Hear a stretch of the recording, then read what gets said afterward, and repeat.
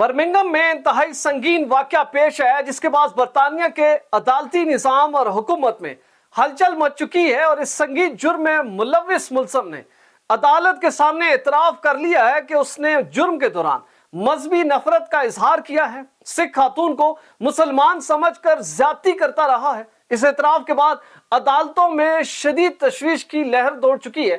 آخر یہ واقعہ کیا ہے؟ پولیس ریکارڈ اور عدالتی ریکارڈ کے مطابق اس واقعے کے اصل حقائق کیا ہیں؟ انتہائی اہم تفصیلات اس سنگین واقعے پر اس ویڈیو میں موجود ہیں۔ بسم اللہ الرحمن الرحیم۔ دیس پردیس میں میں ہوں آپ کا میزبان عمران اصغر۔ آج ہے 23 اپریل 2026۔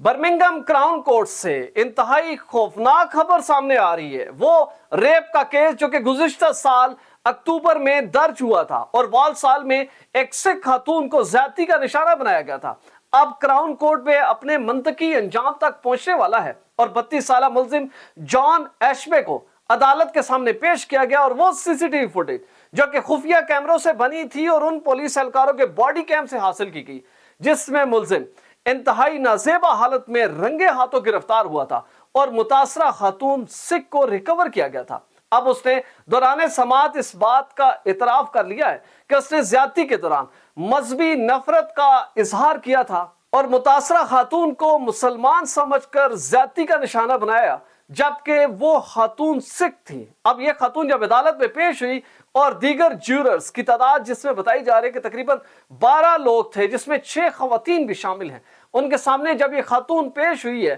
اور ساتھ ہی سی سی ٹی وی فوٹیج پلے کی گئی تو واضح ہو گیا کہ ملزم ڈائریکٹلی اس جرم میں ملوث ہے اور عدالت نے ٹھیک 24 اپریل 2026 کو کراؤن کورٹ میں اس کا فیصلہ سنانے کا اعلان کر دیا ہے۔ اور سب سے بڑھ کر یہ کہ جان ایشبے جو کہ ملزم ہے اس مقدمے کا، اگر یہ جرم ثابت ہو جاتا ہے تو اس کے بعد ایشبے کو پوری زندگی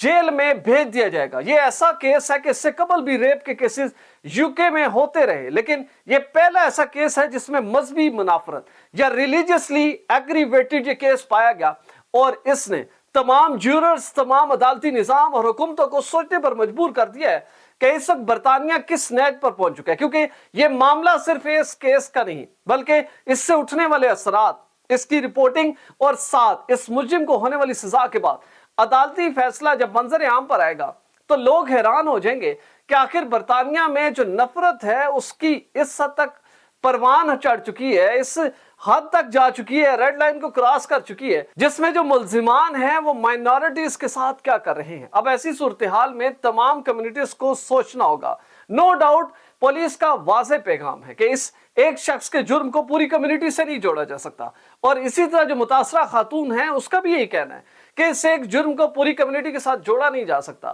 لیکن سوال یہ پیدا ہوتا ہے کہ جب وہ برطانیہ جس میں کمیونٹیز کی کوہیژن تھی اس کو شدید نقصان پہنچ رہا ہے، بلکہ دراڑیں پڑ چکی ہیں، اور ایسے تمام شیطان جو کہ ساری صورتحال کو مزید ایکسپلائٹ کر رہے ہیں، اس سے کمیونٹیز کے اندر نفرتیں بڑھ رہی ہیں۔ ہم امید کرتے ہیں کہ نہ صرف جیورز بلکہ جو برمنگھم پولیس ہے اس مقدمے کے حوالے سے تمام حقائق کو عدالت کے سامنے کھول کر رکھے گی اور اس میں واضح کیا جائے گا کہ ملزم عادی مجرم نہیں بلکہ ریلیجیسلی ایگریویٹڈ ہے، اور اس نے خاتون کے ساتھ جو زیادتی کی ہے وہ اسی بنیاد پر کی کہ وہ مسلمان ہے، حقیقت میں وہ سکھ خاتون تھی۔ اب یہ معاملہ پورے میڈیا میں رپورٹ ہو رہا ہے اور برطانیہ کی دنیا میں جگ ہنسائی ہو رہی ہے کہ آخر صورتحال یہاں تک جا چکی ہے کہ لوگ مذہب کے نام پر زیادتیاں کر رہے ہیں۔ ہم امید کرتے ہیں کہ انصاف کے ادارے بھرپور طریقے سے جان ایشبے کے ساتھ انصاف کریں گے اور متاثرہ خاتون کو بھی انصاف فراہم کیا جائے گا۔ ہماری ویڈیو اچھی لگی ہو